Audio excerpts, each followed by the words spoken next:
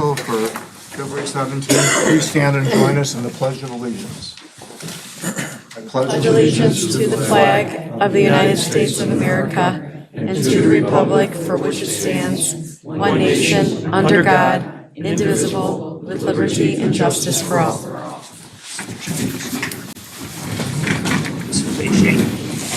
That was for the strip mall. Have the roll.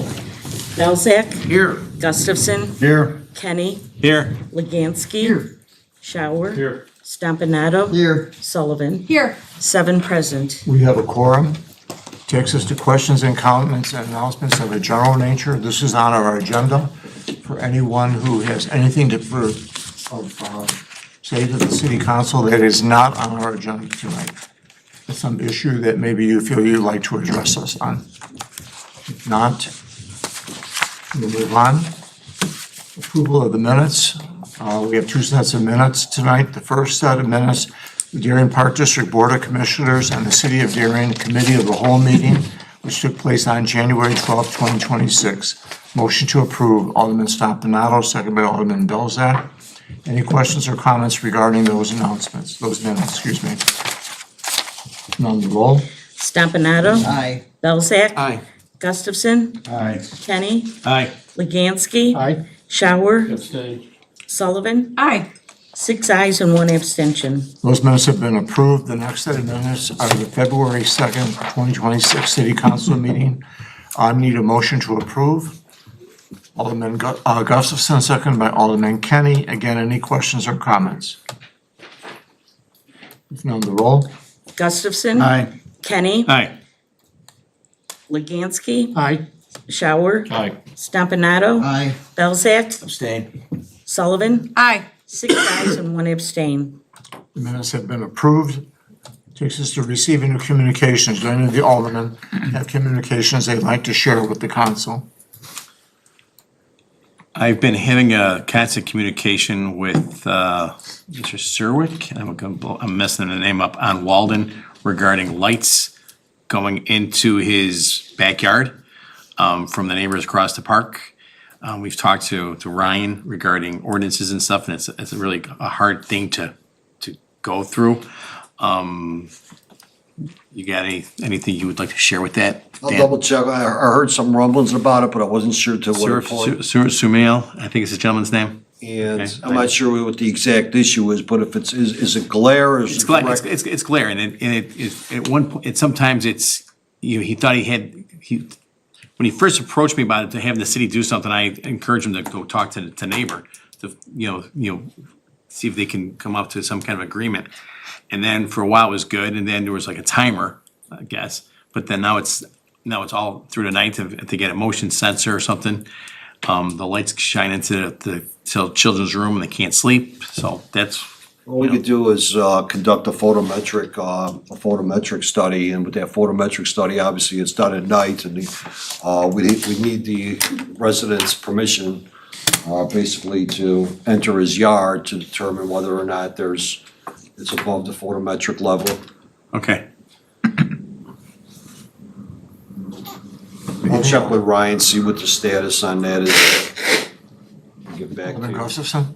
Yeah, I've had numerous conversations with residents and Dan regarding the 75th Street property development, and that's on the agenda for the planning and zoning meeting tomorrow night.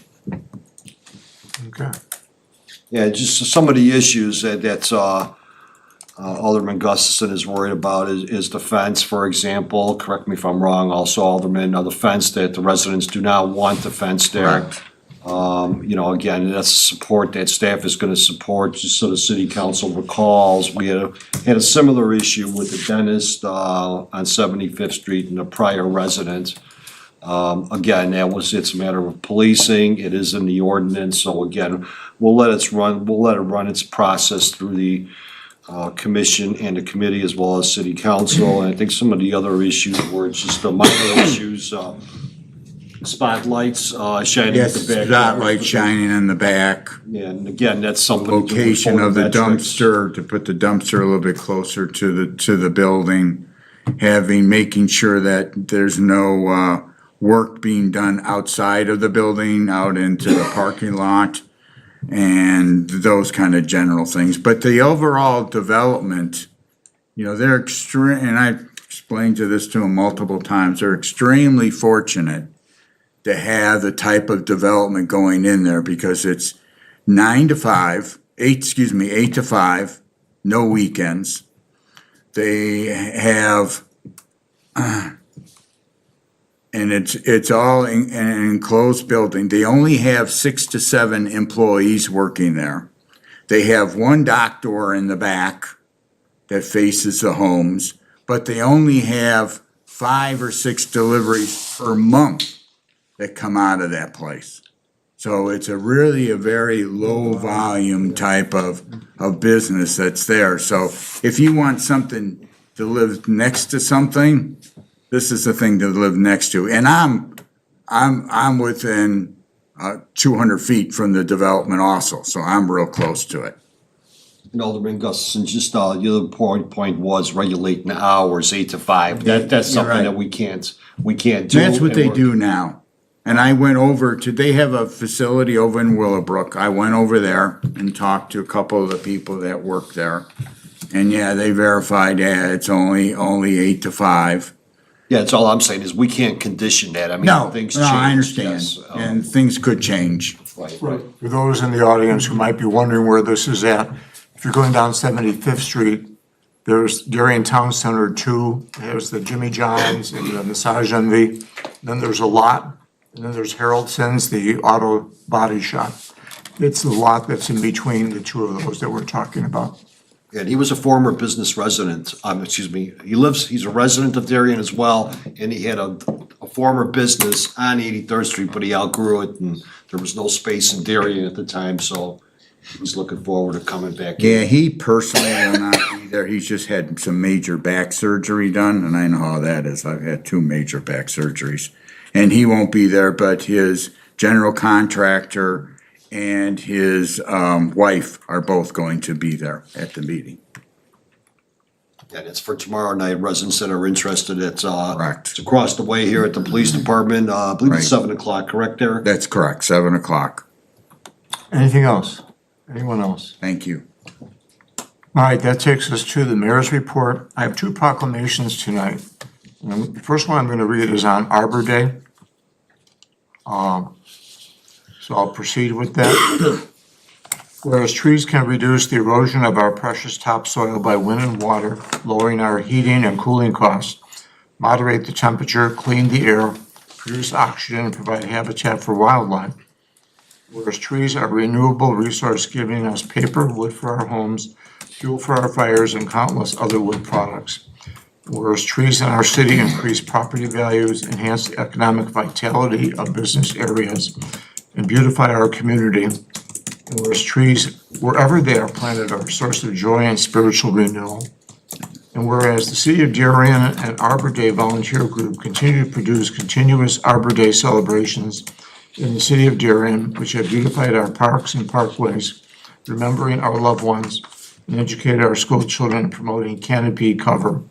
And whereas the celebration for Arbor Day is to be held April 24th, 2026 in the Darien Parks and at the Hinsdale South High School, commemorating the lives of Darien residents and contributors. Now therefore, I, Joseph Marquez, Mayor of the City of Darien, do hereby proclaim that April 24, 2026 is Arbor Day in the City of Darien. Is there anyone here to receive this proclamation tonight?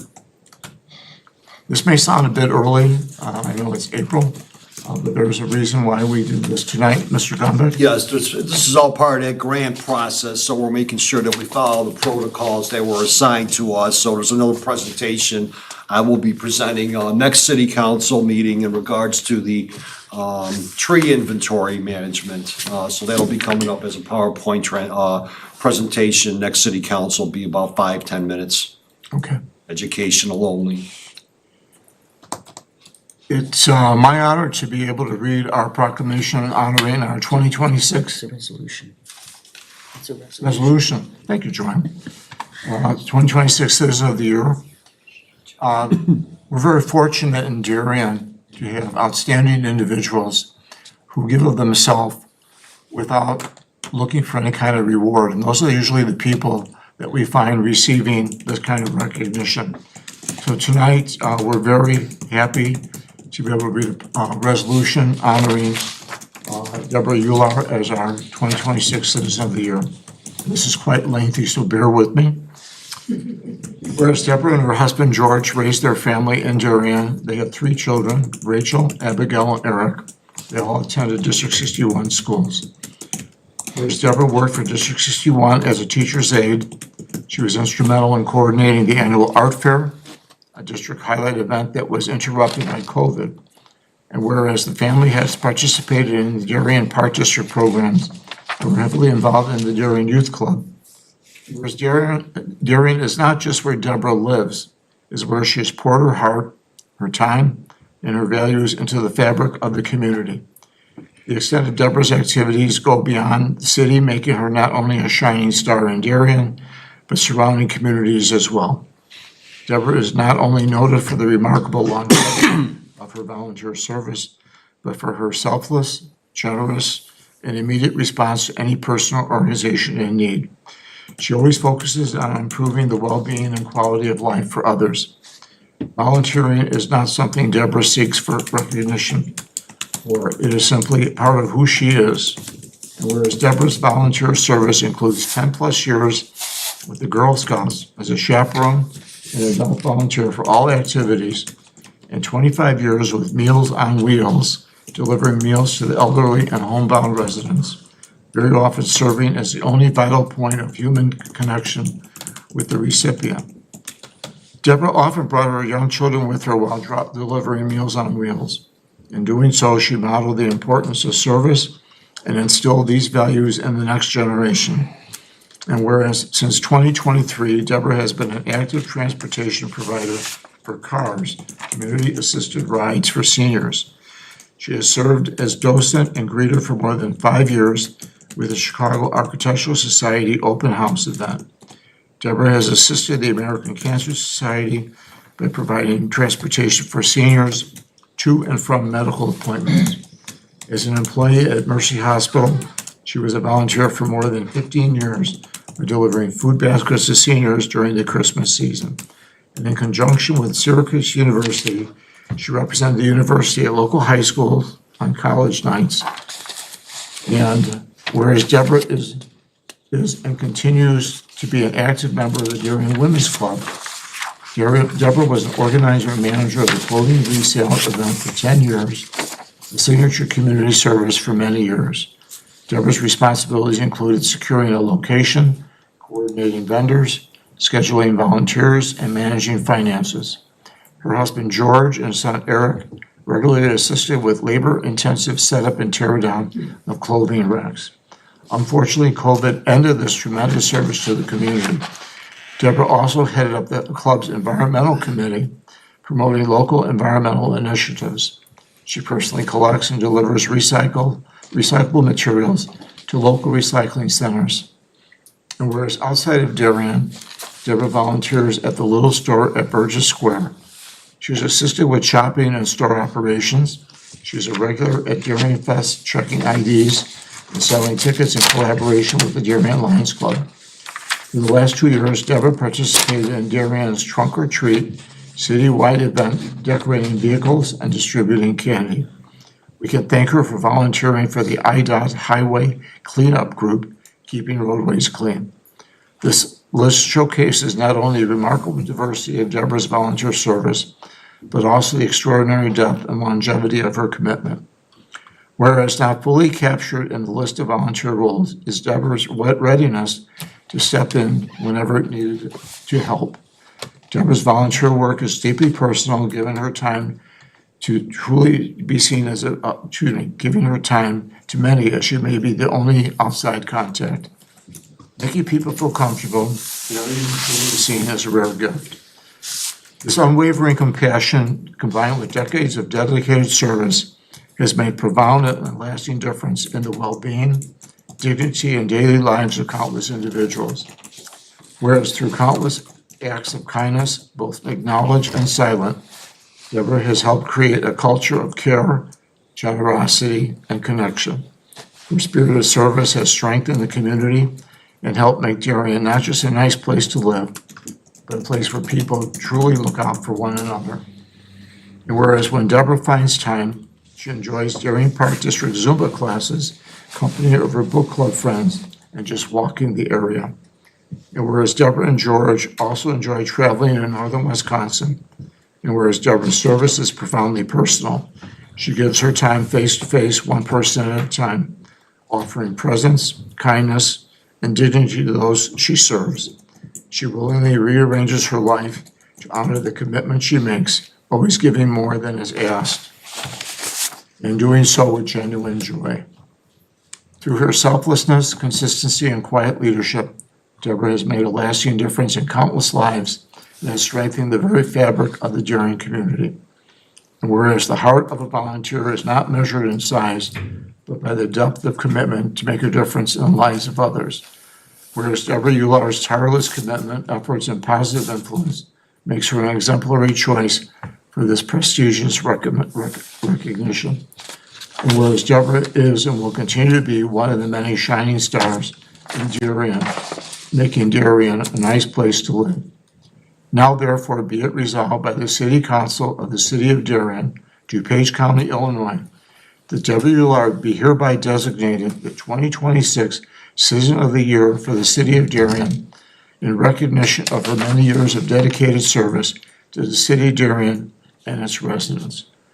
Do we do a motion? Yes. Motion to approve. Mary Sullivan, seconded by Alderman Belzak, and the roll. Sullivan. Aye. Belzak. Aye. Gustafson. Aye. Stampanato. Aye. Kenny. Aye. Shower. Aye. Legansky. Aye. Mayor Marquez. Aye. Clerk Rigona. Aye. Treasurer Corrin. Aye. Attorney Murphy. Aye. Administrator Vanna. Aye. 12 ayes. You've been approved, Deborah.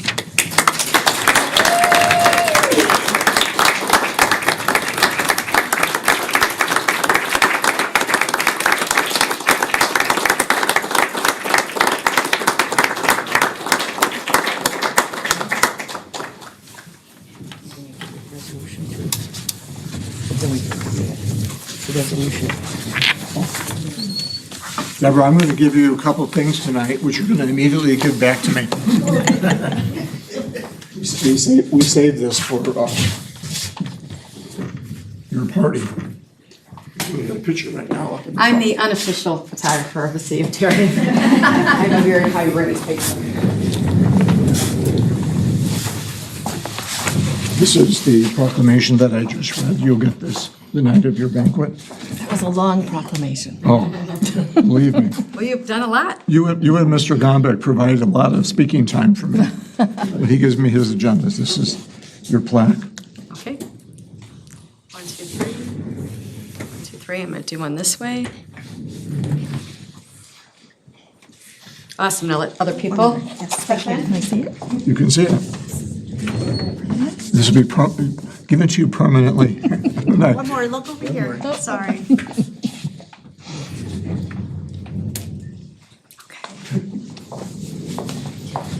Want to say a few Got a words? clean pail. Yeah. Thank you. Very few words to say. I have to say that this recognition was a complete surprise and pretty incredible. And I get real emotional. So. Many thanks to the mayor, city council, alderpersons, and the selection committee for this honor, particularly Bonnie Kucera, who keeps trying to convince me that I actually deserve this recognition. And who is leading me step by step through the process. Much appreciation also goes to my longtime friend, Jane Ross, who submitted the nomination. Maybe I shouldn't be grateful for that. Without her time and considerable writing skills, I wouldn't be here. Finally, I want to congratulate all the other club members who are here, Marion, not too many others, for their own very well-deserved recognition. Hoping to see all of you at the banquet on March 6th, where we can continue the celebration. It may not be as entertaining as the amazing Dancing with the Stars weeks ago, but we'll do our Much best. too kind. You look completely different. It was a fun night. We had a lot of fun. Thank you. Looking forward to. Bravo. Yeah.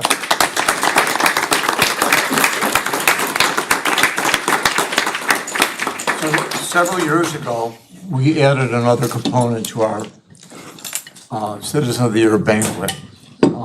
Darien has wonderful organizations, the Women's Club, the Lions Club, the Rotary, the Garden Club, the list goes on. And what we decided to do is, each one of those organizations usually honors someone as their Woman of the Year, Lion of the Year, Rotarian of the Year. So what we decided to do is to add that component to our celebration. So on the night of the banquet, where we're honoring Deb, we're going to be honoring James Burke, who is the nominee from the Darien Business Alliance, Dave DeCure from the Darien Garden Club, I don't believe, is Dave here tonight? Mike Falco from the Darien Lions Club, Pastor Eli Voigt from the Darien Rotary Club, Marion Krupik, and she's here. Marion, want to stand?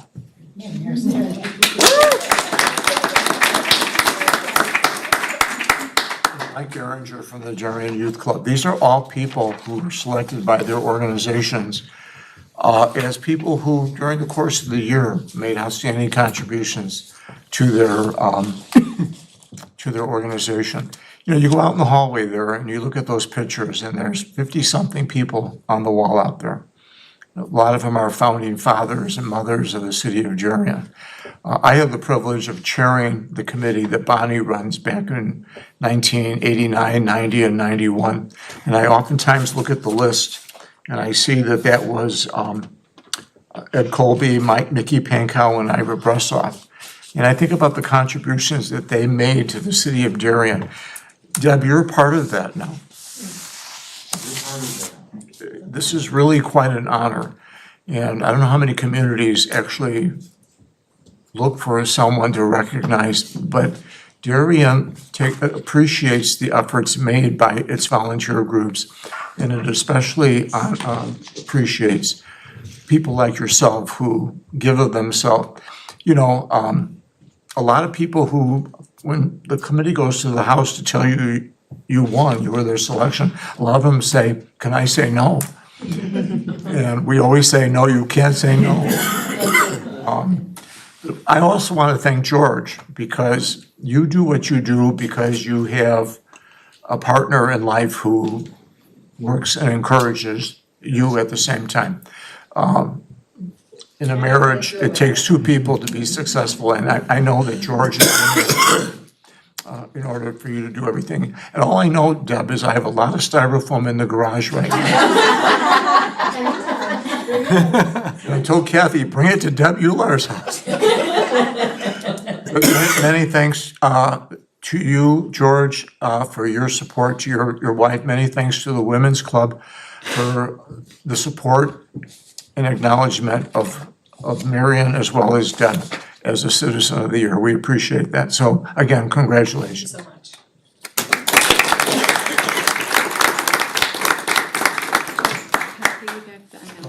Yeah, and since we're on the Citizen of the Year celebration and also honoring the other amazing residents of Darien who serve in our volunteer communities, just a reminder that the dinner dance honoring all these amazing individuals will be Friday, March 6th at Alpine Banquets. Cocktails start at 6 p.m., dinner is at 7.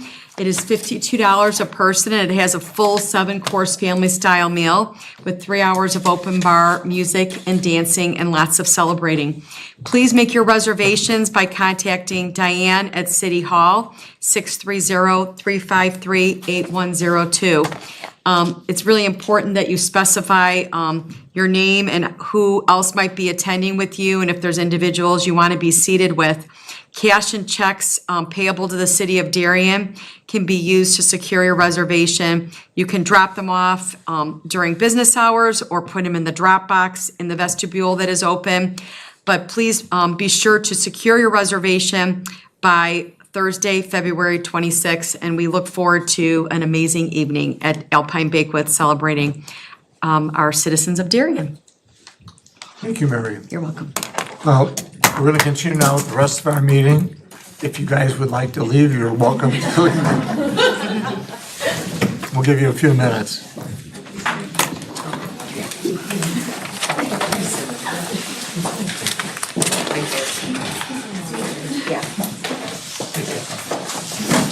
It's nice that a nice Yeah. ladies come. Mrs. Marquez. So Mrs. Marquez, She always attends these. past Citizen of the Year.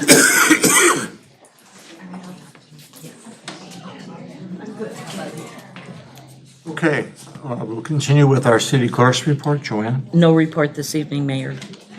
City administrator's report. Brian's gonna cover the general fund summary and the general fund revenue. Brian? Yes, thank you, Mayor. We've done this a couple times in the past. We happen to have a light agenda, so we thought it would be a good idea to at least get a little jump on things tonight, focus on the general fund summary, which is, for me, always one of the more important pages. It lists all the revenues, expenses, and importantly, the ending fund balance for each year. And then we can get into the review of the specific and individual general fund revenue line items. So the top page I handed out, again, this is the same format as we've had for a long, long time.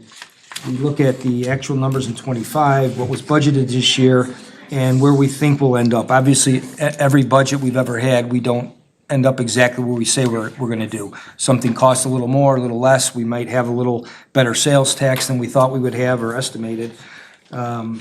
So, again, the important column to me is if you go third from the left, that is the fiscal year '26 estimated actual.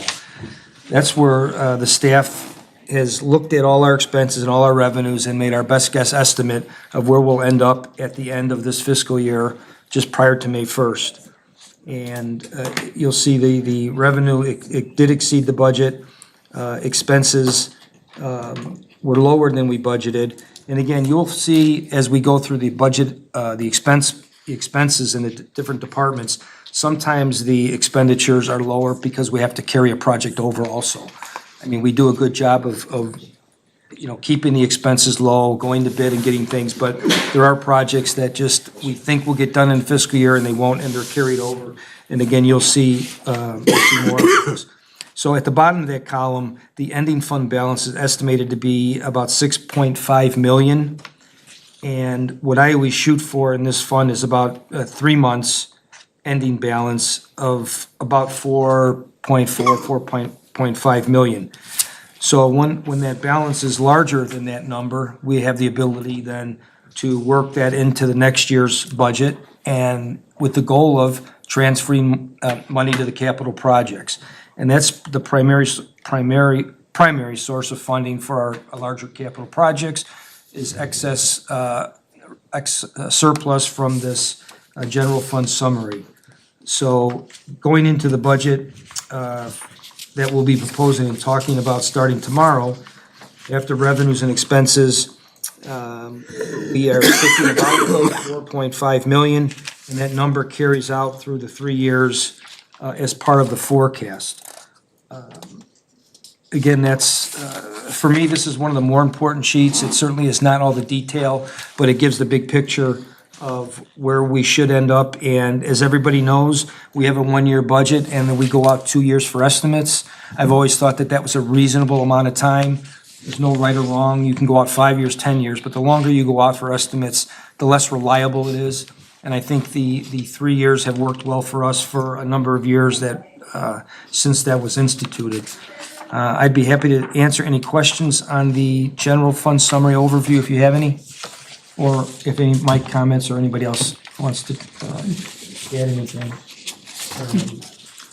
Mike will probably say this, but it just caught my attention, Mike. You will see the transfer to the capital projects fund in this upcoming budget year is 2.65 million. And that's a good number. And again, once the audit is done this year, if there is excess over the operating revenue of 4.5 million, we would also make a mid-year transfer. But as you do see going out to years 28 and 29, that transfer to the capital projects fund is significantly less. But that is nothing to be alarmed about, because when we get to the capital projects fund, you'll see even with those reduced transfers, we estimate to carry balances in the capital projects fund in year 28 of about 18 million, and in year 29 of about 15 million. So we've been working at that, and that's a goal, to keep those balances in there sufficient for projects at least through 3 years.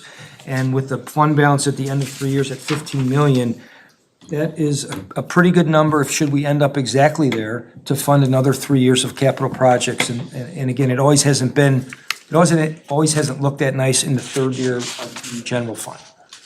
But Mike, I'm sorry. if you have- I've trained you well. You've done my Sermon of the Mount for me, Well, as I always called it at the beginning.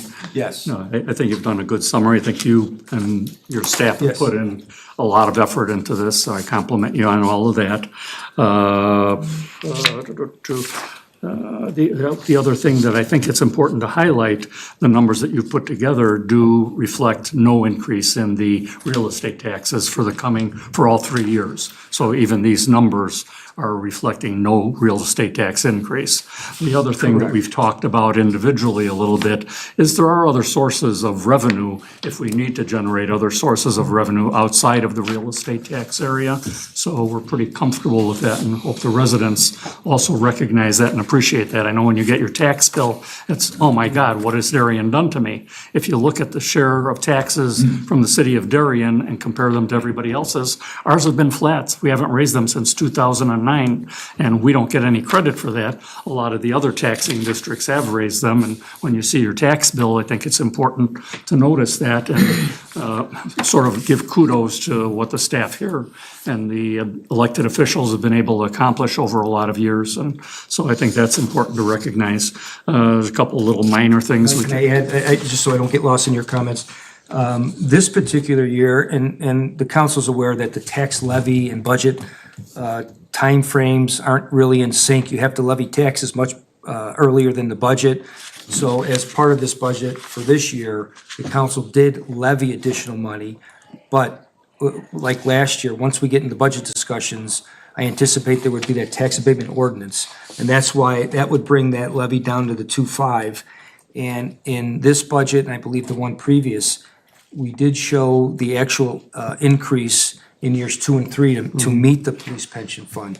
And we had a discussion at Admin Finance Committee, and considering the sufficient balances in the capital projects fund, we thought it would make sense to just show that 3-year property tax freeze all in our 3-year projection. More conservative. Yeah, and I think it is important what you bring out. I mean, our contribution to the police pension fund in the coming year is approximately $3.1 million.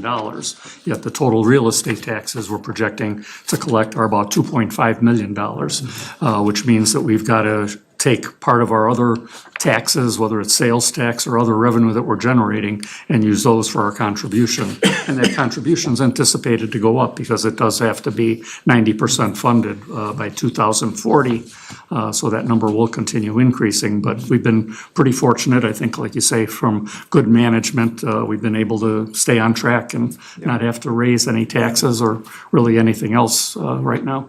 And Mike, I think we've spent at least a couple of years, and that's one of the reasons, continued to levy for what we thought might be the full pension, because there was a lot of concern about what that number's gonna be. Should there be changes in the state law? And, the mayor and I talked, and, I didn't want to budget in fear of that going up either. It just, it doesn't hoard money, but it obviously, as you could see, not worrying about that at this point changes the picture to where you could have a 3-year budget that shows no property tax increase for the city. So I did a budget this year, and we did without worrying about that, as we talked about in the past. Yeah, we can't project what Springfield's gonna do to us, unfortunately. What we should do is In terms of revenue, Bill? Yeah, if there's, the format of the revenue page falls along the same lines in terms of the first year is the actual from last fiscal year. And we go through what we, what we're projecting to end this year and then for the next 3 years. And, it's no secret, we take a very conservative approach to our revenue.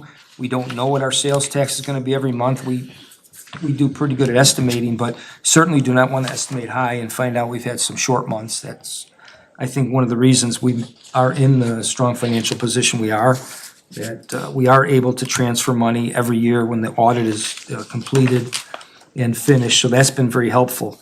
And again, I won't reiterate all the numbers. One of the things that we are recommending, and we've done that in the past, I think in 2014-15, is what we call a building permit fee holiday. So it shows in the narrative, it doesn't necessarily show in the numbers. We've done that before where we will have a no fee for certain permits issued by the building department. Simple things like fences, roofs, and other things that we don't have outside costs on. It might be simply a permit going out for a fence that's $50. And we did that before. I don't recall if it was for 2 or 3 years. And we figure that impact is fairly minimal, but certainly a nice gesture. I think we've done estimates that in previous years, we might not have collected maybe 20,000 that we would have collected otherwise. At some point, we did it as a way to kind of encourage residents to do some things and not worry about the permit fee, albeit relatively small. But we could talk more about that as we get into the community development budget, hopefully tomorrow. The Treasurer Corn has commented in the past about the local use tax and sales tax, how those, the formula for those have changed, and why you see sales tax going up very, very nicely and in a high percentage, we'll see the local use tax is dropping, the way the state has now done the formula. So when I'm looking at those, and when the council does, you kind of add those two together and compare them to the previous years to get an idea, and we're still coming out a bit ahead, but not the picture, it's not really 7.1 to 8 million because of that change. If you look over what we budgeted and where we'll end up, or estimate we'll end up this fiscal year. One of the things we have noted that is been reducing Cable TV. is the cable TV, yeah. As more people get away from the traditional cable, not necessarily phone or internet, because the tax is on really the cable portion of that, we are seeing those revenues drop, and you'll see those numbers drop accordingly. We do not have it, but there are some communities that are now taxing streaming services.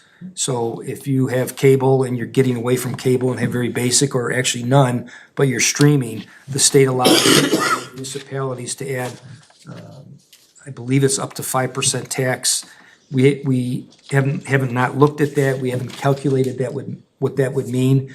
But I think things like that we're aware of, it's good to have available in our hip pocket should some of these projections we have here, come out off and they're not meeting the projections.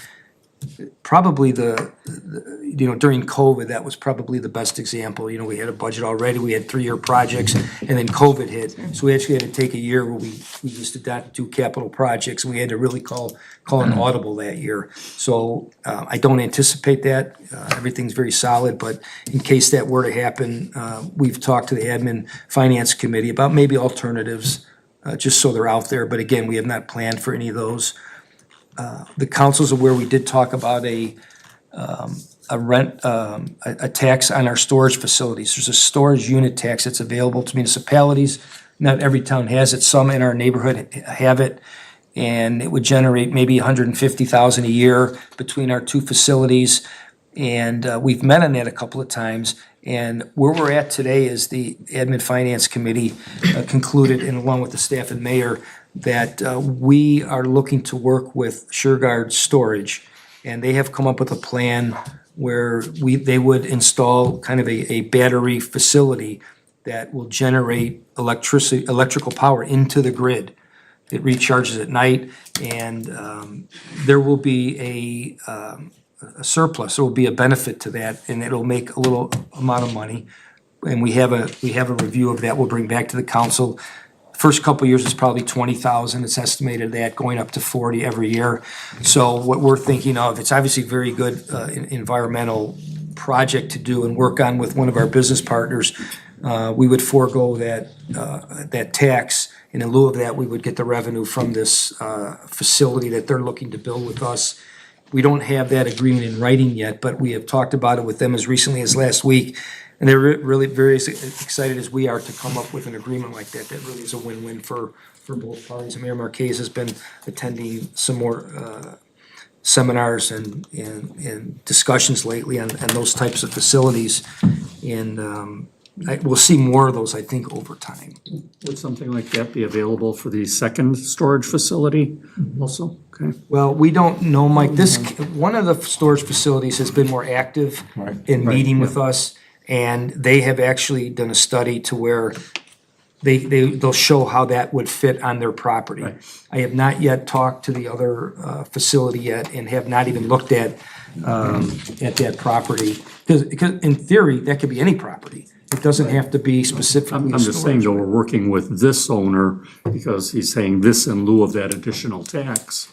So the other property owner essentially benefiting to that extent. So if we could get something similar from the other property owner, again, I'm not sure whether it fits. Yeah, But if yeah. it would fit, it would be a way of generating that same And that's a good source point. of revenue, yeah. so. Yeah, we could look at that, and we have not yet, but we certainly could. A lot of the storage facilities are in an association that gets involved kind of as a blanket association for all of those. And I'm sure we could probably talk to them too about this. I'm on the environmental committee for Metropolitan Mayor's Caucus, and one of the reports we just came about a couple of weeks ago was called the Resource Advocacy Program. And basically, the Illinois Power Association has estimated that by the year 2030, Illinois will not produce enough electricity to meet the needs of the state. And so there are actions being taken.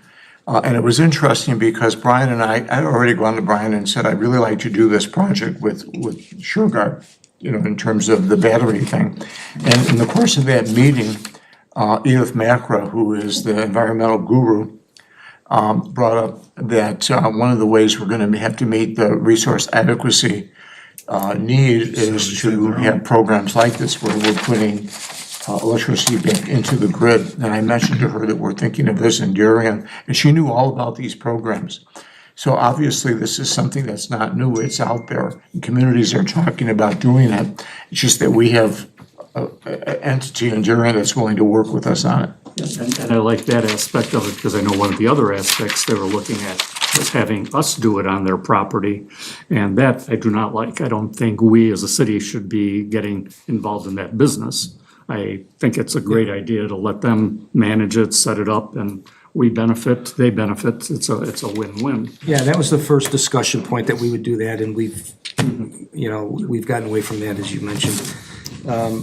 Just the only other comment we have, and I did speak with Alderman Legansky about this, and Julie also was asking for kind of a profit and loss on the DBA activities, and that is actually the last revenue on the sheet on page 2.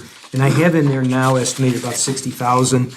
I put that number in there before the council, what you'll see tonight is authorizing the Memorial Day Carnival. It really did raise some funds for us last year, so I'll adjust that number. And again, we'll adjust all the numbers. We not all the numbers, but as new information comes in, we might make adjustments here or there if there's something that went up a couple bucks, we probably won't change it. But when we get into the DBA discussions next week, we'll have a good comparison so everybody could see, the events we're having and the costs and the revenue for those. And I would be happy Right, to because the whole answer. point of having the DBA was by bringing it in-house, we thought at minimum it would break even, or we would.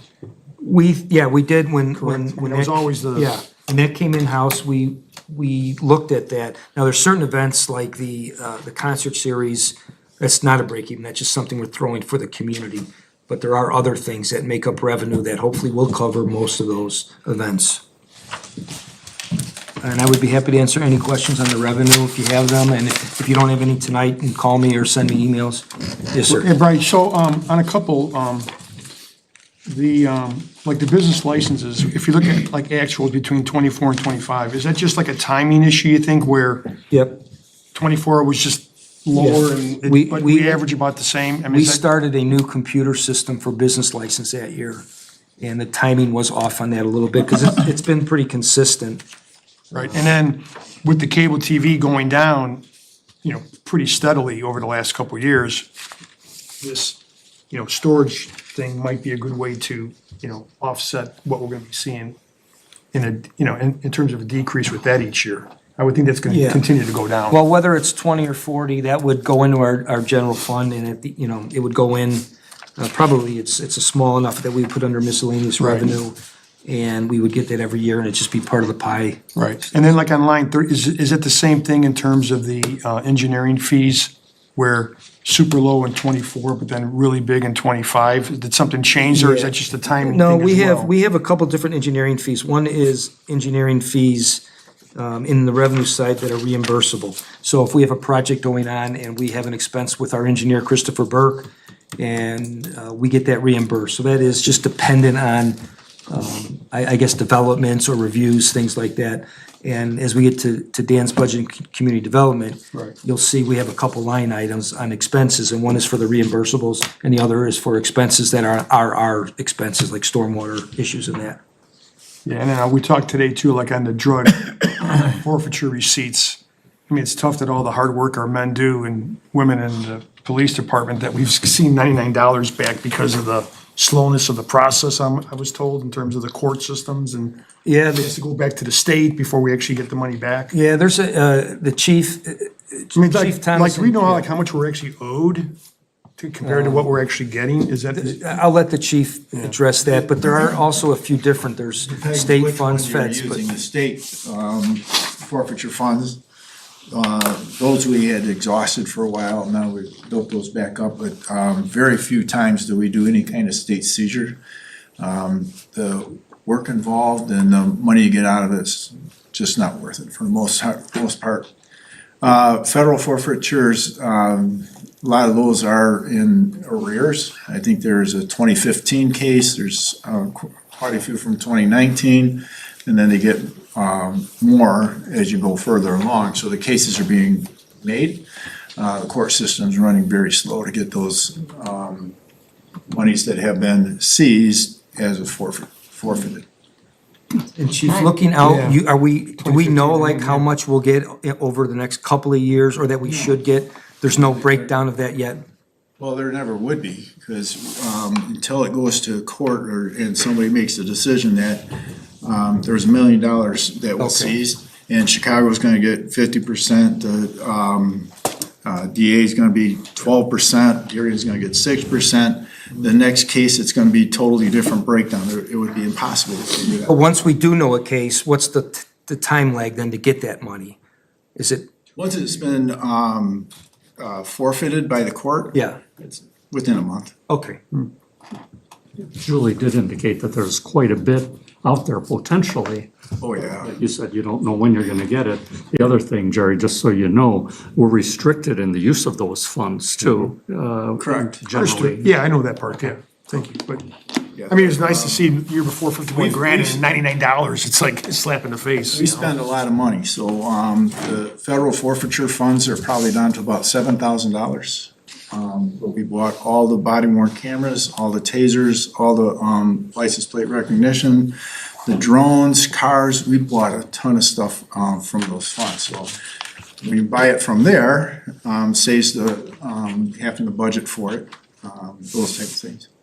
And same thing with the other restricted funds as well. But it can only be used once for that initial, correct? Because if it's Right. replacement or maintenance, then you're back out of your And pocket. And that's why your, this year's budget went up significantly, because 4 years ago, we bought the body worn cameras, the license plate recognition and all those other things. So all those bills are now coming due into, and being budgeted against the budget. Were we able to use forfeiture money on the drone car that we bought in the fall? I can't recall. No, we used cannabis funds. Any other questions for Brian? Yeah, I had a couple, I didn't realize we were gonna be getting into specifics. Just two quick things, Brian. Under grants, projecting 105,000 for the current year. As of February 1st, we only had about 18,000 in there. We have something else big coming. Yeah, the grant with the tree planting should be in soon, yeah. And then the other thing was rents. We talked about that, I think, at our just at our quick little meeting. Yep. You're still projecting that number at about 234. I thought Julie said that our rental income's gonna be dropping since there was some consolidation. Yes. In some of the cell Yeah. towers. This is, the budget we had printed and handed out, we had not made adjustments to that yet, but in our notes, or my notes, I have to make changes. That will be one of them that we'll have to take a look at still, yes. Yeah, that's all I had. All right, anything else? Okay, we'll move on to department head information and questions. Any questions for either Chief Thomas or Mr. Gumbel? Anything you gentlemen want to add? Not at this time. Okay. With the treasurer's report, we have warrant number 252620, treasurer Corn. Talking too much tonight, should get paid by the word. Requesting council's approval of warrant number 252620 in the amount of $613,840.95 from the listed funds. Payroll for the period ended February 5th in the amount of $357,531 for a total to be approved of $971,371.95. Motion to approve. Alderman Bozak, second by Alderman Kenny. Any questions or comments? If none, the roll. Belzak. Aye. Kenny. Aye. Sullivan. Aye. Shower. Gustafson. Aye. Leganski. Aye. Stompanato. Aye. 7 ayes. The warrant's been approved. Monthly report, Mike. Revenue expenditure report for the 9 months ended January 31st reflects general fund year-to-date revenue of $16,225,407, expenses of $12,910,164, current balance $7,415,229, water and water depreciation fund year-to-date revenue $5,885,438, expenses of $6,571,354, current balance $2,524,151. Motor fuel tax fund year-to-date revenue $705,271. Expenses $571,973. Current balance $733,254. And capital improvement fund year-to-date revenue $776,732. Expenses of $2,881,485. Current balance $21,365,177. Again, any questions for Treasurer Corn? I should have added this a couple of minutes ago. Being here every day, I have an opportunity to see the work of the staff and to participate in that work. Brian and I work real closely together, and he starts this budget process. He's back like in November or October thinking about this already. And I don't know if everybody realizes this, but this is something that he really sees as a challenge. When we looked at that pension being 3.1 million contribution, that was a challenge for him because he knew that we wanted to abate. We didn't want to raise property taxes. And he does an outstanding job. I just wanted to say that. I'm part of the discussions with him, with Lisa, and my input is there. He does a wonderful job. And, I just want all of you to understand that and acknowledge that the reason we have this budget, the things that we are in financial condition the way we are, is not just for the work we do, but a lot of it is rests on his shoulders. So I really want to say thank you to him publicly for all the work he does on this budget. Thank you, Mayor. And it is kind of a cliche, but it is definitely a teamwork. I mean, the staff, everybody works very hard on that. We come to really productive, professional city council meetings. Everybody doesn't agree and can have a really, really good discussion. That's important. You have to be able to have those discussions. And I think, Mayor, you said I start in November. Dan makes sure he starts about a month earlier than I do, so. It's everything ready. Then the So, debate but I starts. appreciate your comments now. And Brian, the new refrigerator is coming Yeah, tomorrow. probably is. Probably is. All right, Thank you, Mayor. standing committee reports.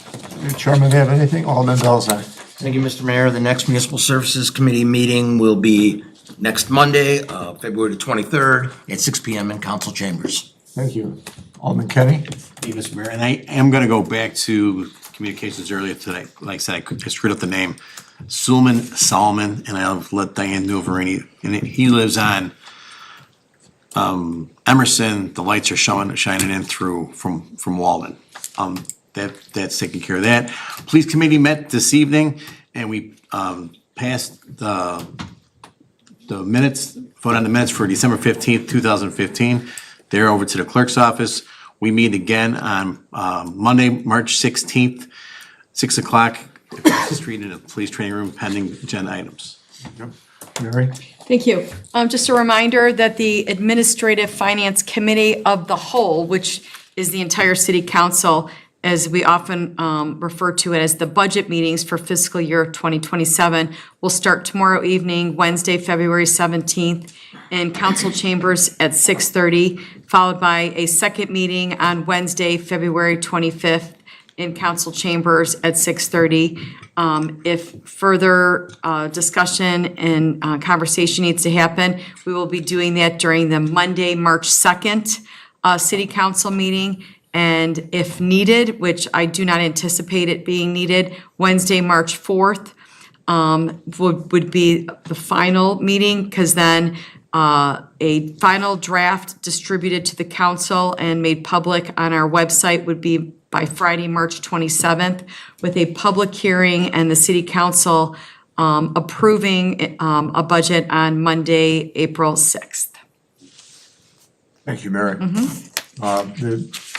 The Darien Action Committee will be meeting February 28th, I believe downstairs here at 9 o'clock in the morning. Mike? The Darien Police Pension Fund will have their quarterly meeting for the December quarter next Thursday, February 26th at 6 o'clock across the street at the police training room. Thank you. All right, questions and comments, agenda related, anybody in the audience have anything? Bonnie? I knew she was waiting to talk to us here. I just have an attaboy to give to John Carr through Dan, if you would. He made room for us in the corridor there. He extended our pictures for our Citizen of the Year because we ran out of room. And somehow, through his artistic carpentry skills, he made room for an extra 10 pictures. So we always think of municipal services as plowing and, you know, water leaks and so forth, but you have a talented carpenter there because he's made room for 10 more Citizen of the Years. So thank you for that. Thank you, Bonnie. Takes us to old business, there being none. Takes us to the consent agenda, there being none. We go to new business. Item A, consideration of motion to approve a resolution authorizing the city administrator to enter into a contract for the purchase of electricity from the lowest cost electricity provider for the purposes of commercial accounts through the Northern Illinois Municipal Electric Collaborative bid process. Motion to approve. Alderwoman Sullivan, seconded by Alderman Stompanato. Any questions? Is this a decision then that the residents will need to make? No, this is only for our pumping stations and not our street lights, but our stoplights, the couple of those we Okay, have. okay. So it's just for us and. Just for, Yeah, and the bids go with a number of municipalities that also have the open bid dates, the same as us, yes. okay, It is different from the electrical aggregation program. Okay. That's the residential yeah, program. that's what I was questioning. Anything else? If not, the roll. Sullivan. Aye. Stompanato. Aye. Shower. Aye. Legansky. Aye. Kenny. Aye. Gustafson. Aye. Belzak. Aye. 7 ayes. Item A has been approved. Item B, consideration of motion to approve a contract between the Windy City Amusement Incorporated and the City of Darien to provide amusement rides for a Memorial Day weekend carnival at Chestnut Court Shopping Center from May 22nd to May 25th, 2026. Motion to approve. Alderman Shower, seconded by Alderman Kenny. And again, any questions or comments? Mayor, I'm sorry, one comment. We don't have it in the packet, but we do have an email confirming that we can use the facility or the site for the carnival. It's just not in the packet. Anything else? If not, the roll. Shower. Aye. Kenny. Aye. Legansky. Aye. Stompanato. Aye. Sullivan. Aye. Gustafson. Aye. Belzak. Aye. 7 ayes. Item B has been approved. Takes us to questions, comments, and announcements of a general nature. Does anybody have anything they'd like to share with the council? I would simply like to reiterate what Mary said. My hope is that we had a wonderful turnout for our Citizen of the Year banquet. This is one of the highlights of our year. We have an individual who has given of herself to our community, and it is, I think, our responsibility to honor her properly that night by our attendance at this banquet, and you can't beat the cost. $52 for a 7-course meal and 3 hours open bar with a great DJ, 4 hours open bar. With a great DJ, dancing. It's gonna be a fun night. And Bonnie and I have promised to keep my comments down to a minimum, so hope you're hearing me talk a lot that night, right, Bon? Bravo. If he goes off script, he gets the She's got the hook. She's gonna pull me off. Municipal services will be there pulling them off. Okay. Anything else? If none, not the motion to adjourn. Alderwoman Sullivan, second by Alderman Shower, all in favor. Aye. We are adjourned, ladies and gentlemen. Great. See you guys tomorrow.